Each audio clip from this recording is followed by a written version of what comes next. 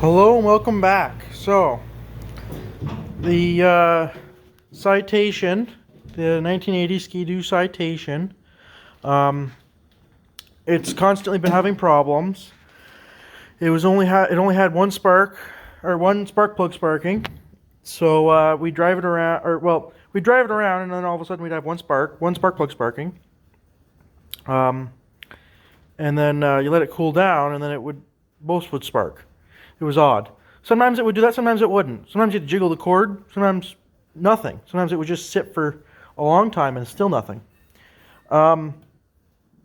Anyways, I just pulled the engine out last night, and well, I couldn't get my puller to fit, so Dad rigged up this homemade puller for the flywheel.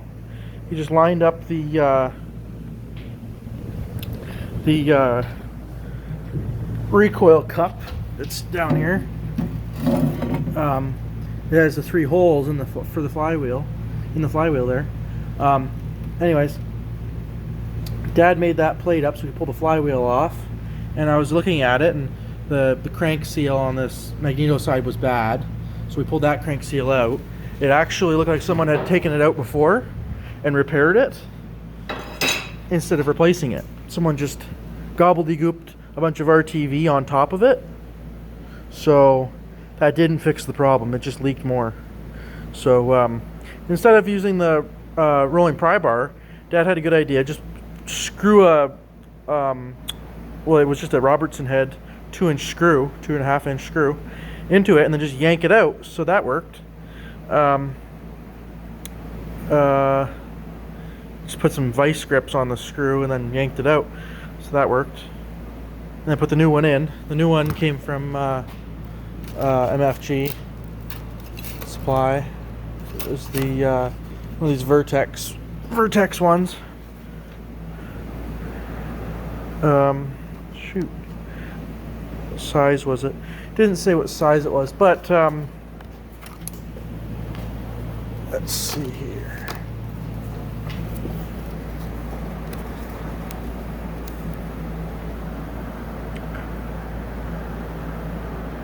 35 by 72 by 7 was the oil seal for the magneto side.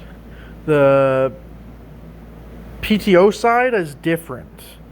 I think it's like a 3267 or 60 by 7 or something. I can't remember. You're gonna have to look it up for the PTO side for the 1980 Citation. Anyways, the points were all screwed up, covered in oil. Everything in there was covered in oil, so I cleaned everything up, and the one set of points wasn't gapped correctly, and it was sparking. It was actually, the spark was actually going to it, but then I found a loose cable, so I think the loose cable was why the points were sparking. I tightened it up. So instead of going to the spark, or instead of going to the coil, it was just sparking at the points, which isn't good. I did take a little bit of 600 grit fine sandpaper and just sand the points down, and clean them all up with brake cleaner, and I used some non-chlorinated brake cleaner, cleaned everything up, and then just used the air compressor to blow a little air through everything, clean everything out. Put everything back together, and then I gapped the points to about, what was it, 14 thou, I think, on the feeler gauge, and then put the flywheel back on, spun everything over, and it was sparking. I'll show in the video the slow motion of it sparking, and I'll show you the slow motion video of the points sparking as well. I'll add that in some point, or I'll make it another video. I took off where did I put it? The oil pump, or oil apparatus mechanism here. So, or oil injector, whatever you want to call it. It just had this square shaft that went in to the crankshaft through the recoil. And I'm going to take this off and delete it because when I was pulling this thing over, it was still getting lots of oil. It would get a bunch of oil in it and no gas. So when the fuel lines weren't primed, now I have a working primer, so maybe that wouldn't have been a problem. I don't care. It's easier to just mix the fuel or mix your oil gas mixture and dump it in than it is to worry about another whole system that's gonna fail. So, and for the amount that we drive these things, it's easier to just dump a gallon of gas with the mixture of oil in it. So since I'm taking that oil injection out, that means I'm taking the throttle cable out too, because I didn't want to keep that old throttle cable because it's a little frayed. So I'm going to order another one off of Royal Distributing. I think they're about $15 or $16 on there for just the single carburetor cable. It's a universal one that's for, I can't remember the range of sleds, but it's for a single Mikuni carburetor, or Keyhine, or I think it's a Mikuni. So it'll be directly to the carburetor. So right now, I just dropped the engine in, put the muffler back on. Oh, I wanted to mention, they do sell these spring tools.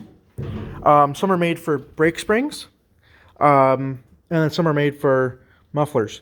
This one was at Princess Auto for $3, and it's very simple. It doesn't have much of a handle. It's just, was it welded on there? Yep, little bar. It has a little hook, and it makes it significantly easier to pull these springs on. I'm missing one here, but these springs, it's tough to get them on with vice grips, so that little tool there with the hook is quite handy. You can probably make your own. But for $3, I picked it up for your Christmas present, and yeah, I'm glad that I got that. So now that there's spark on both cylinders, I'm going to put the fan guard back on. That has little, this one has a little clips on it instead of being bolted on like the Kawasaki's. That one just slips right on there. Oh, but it'll go on. I'll get the recoil back on. I noticed that there's no like pipe or anything like the John Deere's had to protect the recoil rope. It's been rubbing up against this gear case, chain case. So I might put a little piece of pipe on that, or a piece of hose, just to protect it from rubbing on the aluminum. The brakes are a little loose, so I might have to figure out how to tighten those up. Other than that, that's pretty well it for this thing so far. There's no snow anymore. It all melted, and it doesn't seem like it's going to get any cooler. So I might just have to put it back in the tractor bucket and put it back in the barn. So no rides around this year for the old Citation. And I still have not gotten to fixing the grab bar yet. I gotta fix that. That's just a mess back there. Gotta take it off and make a plate for each side to fix that. Well, that's enough for this video. Maybe next year we'll get more use out of the snowmobiles. We only got maybe 4 or 5 solid days of driving around. Maybe next year will be better. But that's what you get for living in southern Ontario. But thanks for watching, and send a message or leave a comment if this piques your interest, or if you have any questions. Thanks for watching, and talk to you later.